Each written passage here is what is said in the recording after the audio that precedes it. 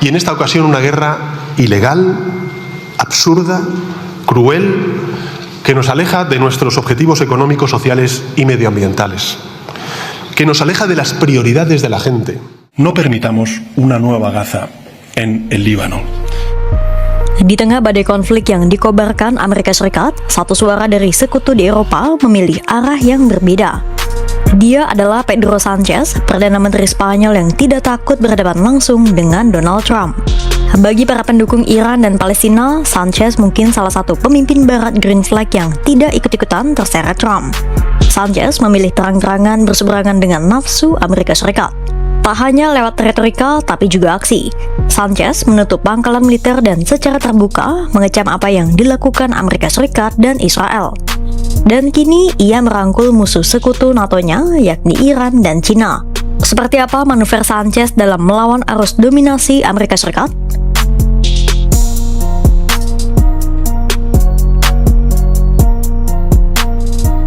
Waktu Amerika Serikat dan Israel melancarkan serangan ke Iran, hampir seluruh Eropa memilih diam atau setidaknya tidak terang-terangan menolak. Tapi tidak dengan Spanyol. Sejak awal, Sanchez menyebut operasi militer Amerika Serikat dan Israel itu sebagai pelanggaran besar terhadap hukum internasional. Setelah mengecam keras, Sanchez melarang Amerika Serikat menggunakan 2 pangkalan militer bersama di Andalusia untuk melancarkan operasi terhadap Iran. Spanyol juga menutup wilayah udara dan lautnya bagi pesawat tempur serta kapal perang Amerika Serikat yang terlibat dalam konflik. Trump otomatis ngamuk dan melontarkan kecaman keras serta ancaman akan memutus semua hubungan dagang dengan Spanyol. Tapi bukannya ciut, Sanchez justru makin menegaskan sikapnya bahwa Spanyol menolak pelanggaran hukum internasional. Sikap keras Spanyol itu dibaca sebagai sinyal positif oleh Iran. Setelah gencatan senjata antara Amerika Serikat, Israel, dan Iran tercapai, pemerintah Spanyol segera mengumumkan langkah yang tak dilakukan negara barat manapun. Menteri Luar Negeri Spanyol, José Manuel Álvarez pada 9 April 2026 memerintahkan duta besarnya kembali ke Iran dan membuka ulang operasional kedutaan. Keputusan itu membuat Spanyol jadi negara barat pertama yang kembali hadir secara diplomatik di Iran pasca konflik. Álvarez menegaskan langkah ini bukan sekadar simbolis, melainkan aksi nyata keterlibatan Spanyol dalam upaya perdamaian.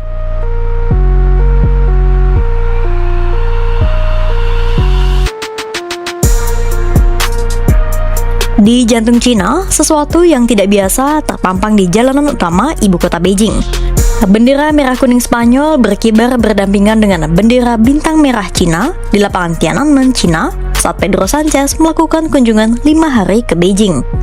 Sanchez tiba di Beijing pada Senin 13 April 2026. Ini bukan kunjungan pertamanya. Ini adalah kunjungan keempat dalam kurun 4 tahun terakhir. Saking seringnya ke Cina, Sanchez jadi salah satu pemimpin Eropa yang paling rajin mengunjungi Beijing. Sanchez datang tepat ketika hubungan Eropa dan Amerika Serikat sedang berada di titik terendahnya. Trump mengancam akan memutus perdagangan dengan Spanyol, tarif impor Amerika Serikat menekan Eropa, dan para pemimpin Eropa dari Inggris, Kanada sampai Jerman berbondong-bondong ke Cina mencari pegangan baru. Tapi di saat orbit mulai berputar mengelilingi Cina, Spanyol ingin memposisikan diri sebagai sesuatu yang lebih dari sekadar peserta dalam tren itu. Spanyol ingin jadi jembatan yang menghubungkan Cina dan Uni Eropa yang terdiri atas 27 negara itu. Spanyol ingin jadi pintu gerbang ke Eropa, juga Amerika Latin dan Afrika Utara. Sanchez pun bicara terus terang bahwa tujuannya ke Cina tak terlepas dari isu defisit perdagangan antar kedua negara. Sanchez mendesak Cina untuk membuka pasarnya lebih lebar bagi produk Eropa. Kunjungannya ke Cina juga menjadi misi untuk menarik investor baru dan mengamankan akses ke bahan baku strategis dari Cina. Necesitamos que China haga lo mismo, que se abra para que Europa no tenga que cerrarse, que nos ayude a corregir el actual déficit comercial que tenemos con ella, un déficit que no es equilibrado, que creció nuevamente un 18% solo el año pasado y que resulta insostenible para nuestras sociedades en el medio y en el largo plazo. Y es insostenible por los movimientos aislacionistas que alimenta y por los agravios y el dolor social que provoca. Tapi agenda Sanchez di Cina tak melulu soal perdagangan. Melansir dari Bloomberg, ia datang membawa pesan lebih besar dan politis dengan mendesak Cina untuk menggunakan pengaruhnya dan berbuat lebih banyak demi mengakhiri perang di Iran dan Ukraina. Ia percaya Cina punya leverage yang nyata atas Iran maupun Rusia dan belum digunakan sepenuhnya.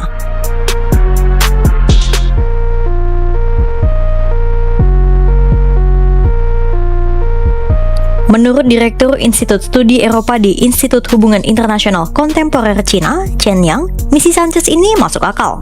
Karena menurutnya, Cina dan Spanyol punya cara pandang yang sama dalam urusan hubungan diplomatik serta cara menyikapi peperangan. 西班牙首相，在这个中东局势问题上，他的表态和立场是非常鲜明的。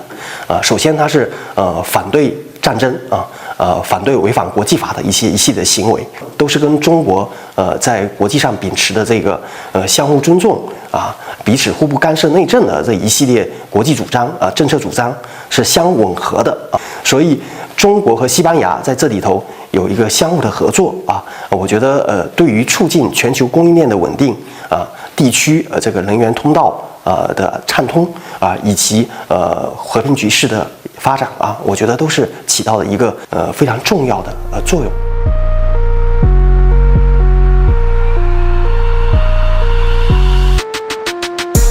Makin mesranya Spanyol dengan Cina di saat Madrid sedang bertikai dengan Amerika Serikat menunjukkan bahwa retakan di jantung NATO kini makin menganga.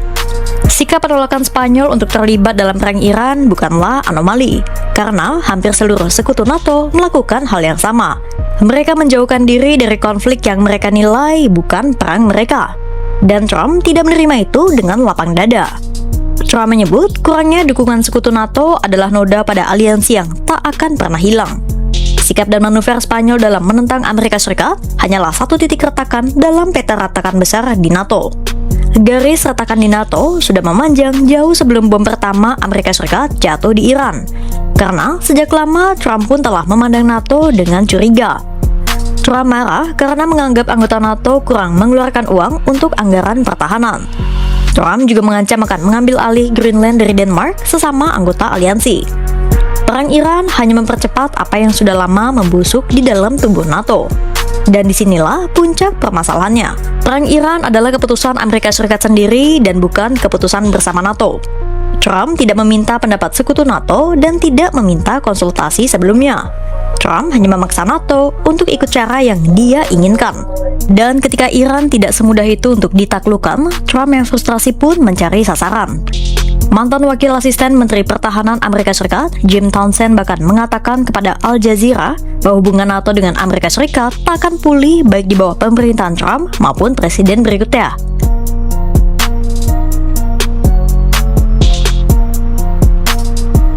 Bahkan tak jarang, Trump mengancam akan keluar dari NATO. Tapi pertanyaannya, seberapa jauh Trump bisa benar-benar pergi dari NATO? Jawabannya tidak semudah yang ia ancamkan. Untuk menarik Amerika Serikat keluar dari NATO secara resmi, Trump butuh mayoritas 2/3 suara di Senat Amerika Serikat yang mendukung keinginannya atau butuh undang-undang dari Kongres. Tapi skenario itu mustahil terjadi dalam waktu dekat, karena dukungan para legislator di Partai Republik maupun Demokrat terhadap NATO masih besar. Itulah kenapa yang bisa dilakukan Trump hanyalah bermain di tepi dengan memindahkan sekitar 84.000 tentara Washington dari Eropa. Trump juga mempertimbangkan untuk memindahkan pangkalan Amerika Serikat dari negara-negara yang dianggap tidak membantu selama perang dengan Iran. Manuver Spanyol dalam melawan Amerika Serikat tentu bukan tanpa risiko. Madrid kini berdiri di persimpangan yang tidak mudah antara loyalitas ke NATO, tekanan dari Washington, dan ambisi membangun jalur sendiri bersama Iran dan Cina. Tapi justru disitulah Sanchez menempatkan dirinya. Ia bukan sekadar memberontak, tapi ia sedang mengirimkan pesan bahwa di tengah dunia yang makin terpecah, Eropa punya pilihan tak harus tunduk pada Amerika Serikat. Spanyol mungkin hanya satu negara. Tapi ketika satu negara NATO berani menutup pangkalan militer untuk Amerika Serikat, membuka kedutaan di Iran dan soan ke Cina, itu bukan lagi sekadar kebijakan luar negeri. Itu adalah sinyal bahwa tatanan lama sedang bergeser.